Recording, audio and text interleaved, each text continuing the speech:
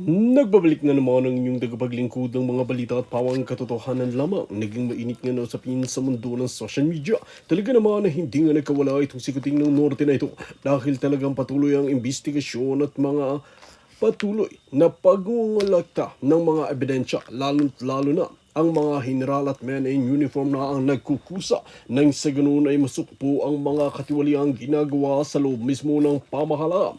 Ngayon nga ay mas lalong nagdududa ang lahat dahil talagang nakakapagduda itong si Quirino Norte at ang kanyang mga kaalyado dahil kung titignan at pag-aaralan natin, puro na lang paninisi ang kanilang ginagawa kay BP Inday Sara. Lahat ng kapalpakan, lahat ng mga katiwalian, lahat ng pagnanakaw ay sa pangalan lamang ni Vice President Sara Duterte.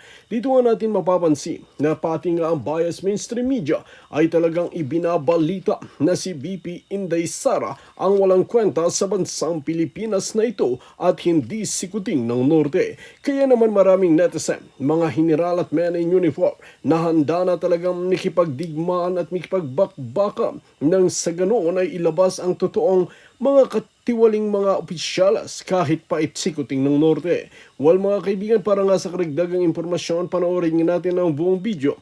At kung bago ka pa lamang sa aking channel, huwag kalimutan i-click ang subscribe button at notification bell para lagi kang updated sa ating mga bagong video. At para sa sulit viewers natin dyan, maraming